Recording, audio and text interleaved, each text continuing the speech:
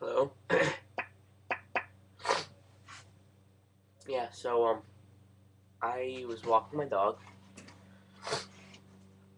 and I noticed this little my dog sort of runs this thing, and this little poor bird, and his neck is kind of like swollen.